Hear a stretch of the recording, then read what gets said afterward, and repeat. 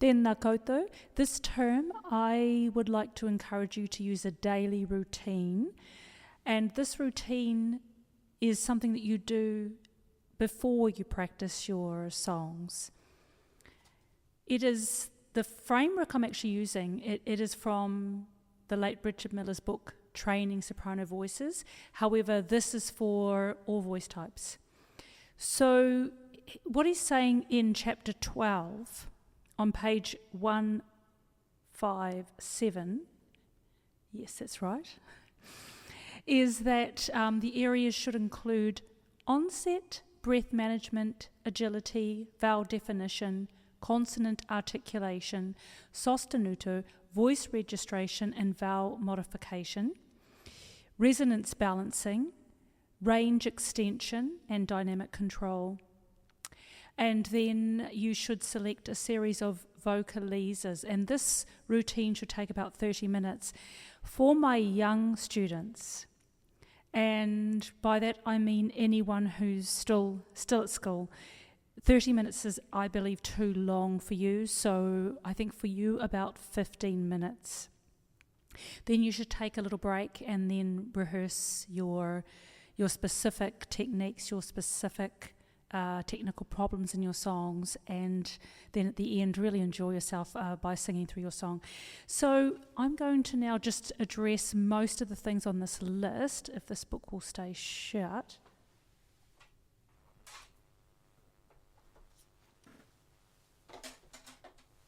Here we go.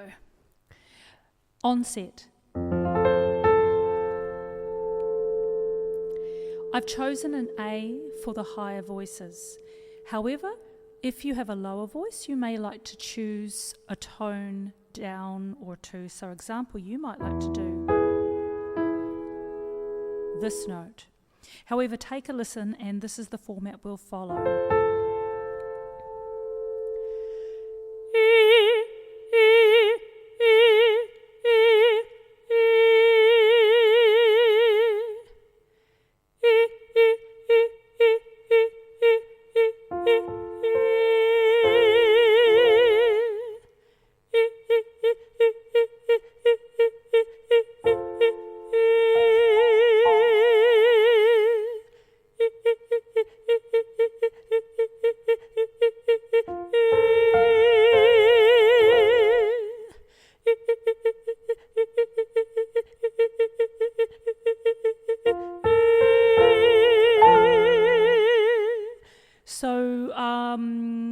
That's the first one, that's the onsets. But of course, if you would like the lower note, it's down here.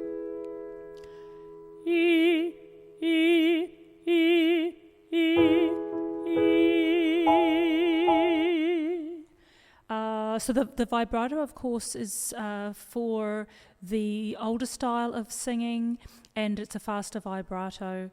It begins at the beginning of the note and ends at the end of the note. So this is specific for the period of classical music that I am teaching you. Okay, now each day you can change the vowel. So today might be E, then E, A, O, U. Okay, breath management. For this exercise, this term we're going to take that idea of delivering a steady stream of air, we're going to take it to the next level, and we're going to apply it to an actual scale. So for this 8, we're going to do 8 counts. So we're going to actually do 8 counts per note, and we'll start off on E.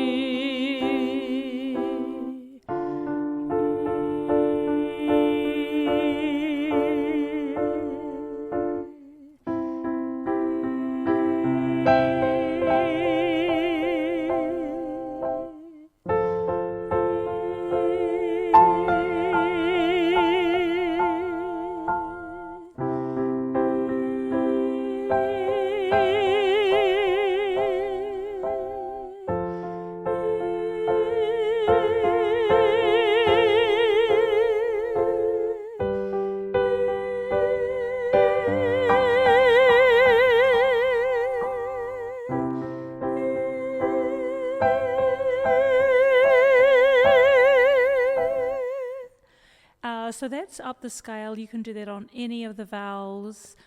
And of course that was a C major scale, which I think would be too high for the lower voice types. So in that case you'll do something like A major.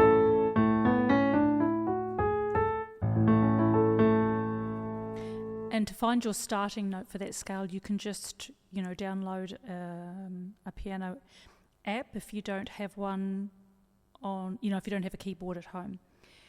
Okay, so you can hear that I gave the notes a little crescendo and diminuendo. So that's also dealing with the aspect of dynamic control. So that scale really, it's amazing.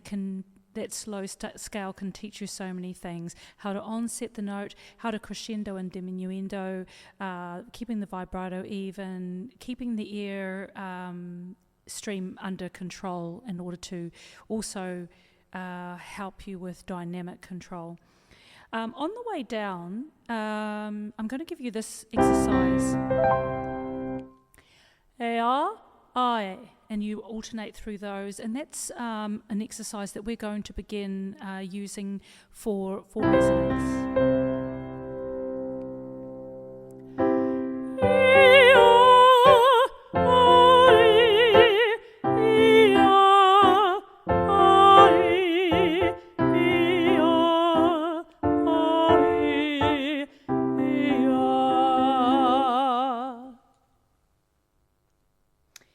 Actually, on that note, that resonance balancing note, that AI is a fabulous exercise for resonance balancing. What that means is that you are having the same vibrancy on different vowels. The lateral vowel of e and the more broad, more going towards the round vowel of ah. And you can use that also for you. This is the taking this aspect a little bit further of resonance balancing. We're looking at non-nasal consonants for resonance balancing.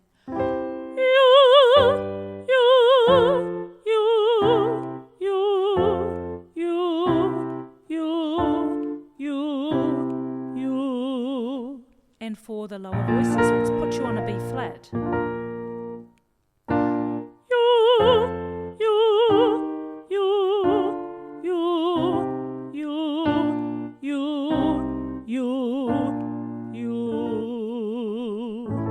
And even an A major.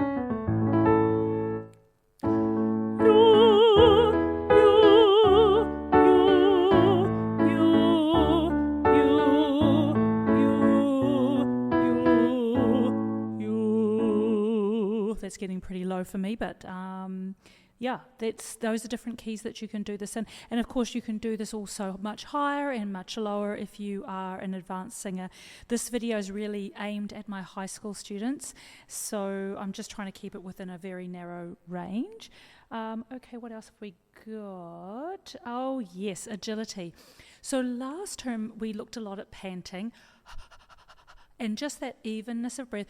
Last term it was really fun. It was actually quite really funny, and we did those monkey sounds, woo, woo, woo, woo, because really what I'm wanting is a very flexible core, and we're going to now apply that to agility.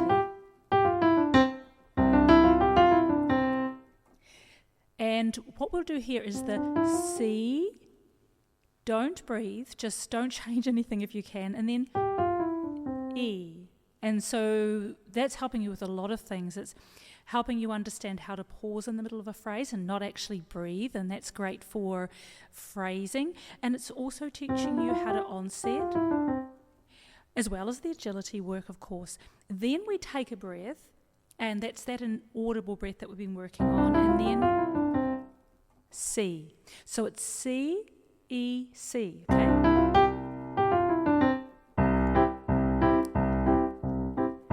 C, E, C, C, E, C, C,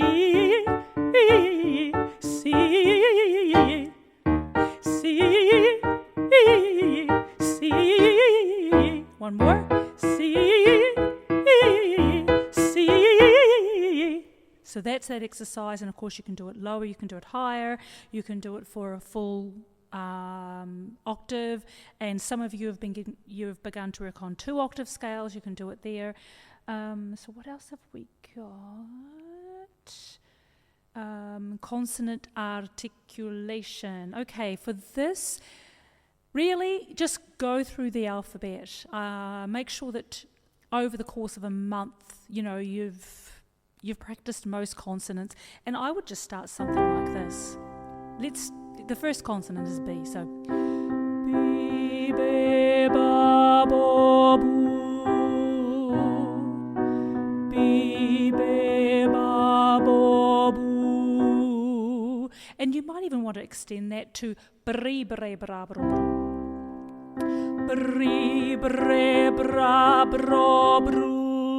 You know what I mean? You can combine your consonants. You can have fun with it. The whole point of that is to really enjoy consonants, enjoy finding where they are in your mouth, because of course the mouth is so important for resonance, as well as articulation.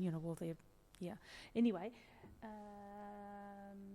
Range extension. Now this exercise is a little bit more difficult, so I'm going to explain it. We're going to start with a B flat.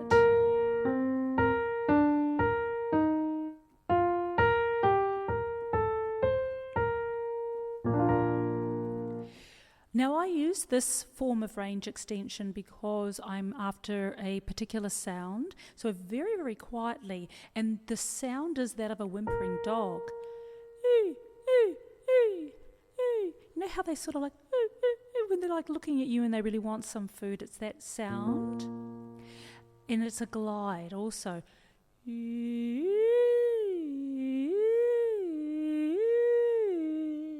Then you breathe. Oh, sorry.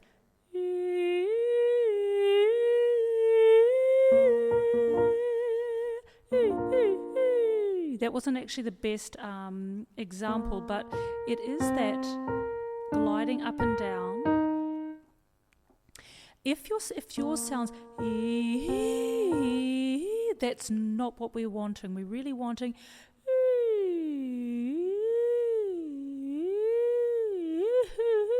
that sort of sound the whole way for this particular purpose. And so extending the range is not about pushing. It's not about hitting notes. So I really discourage that sort of language of hitting notes and pushing. That doesn't exist in this methodology.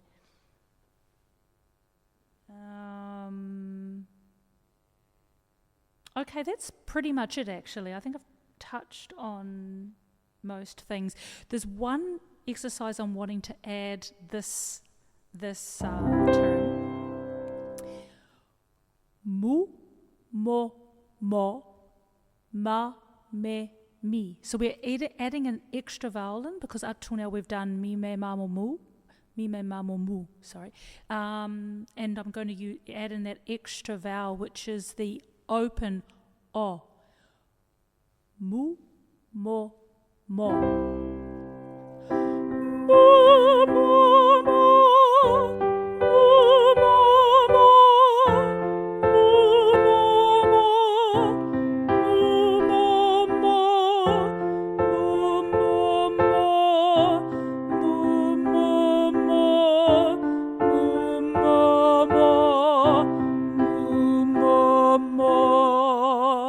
Okay, and as you do those exercises, you'll see that I'm trying to smile a lot. Do at least have a little smirk on your face, but if you can, smile with the eyes, because while you're doing this daily routine, it's not just about the way you sound, it's also about the way you look, and that needs to be trained in so that the audience feels really, really relaxed when you sing, because they can see your eyes glistening, they can see the smile on your face, and they can relax and think, oh yes, this singer's got it.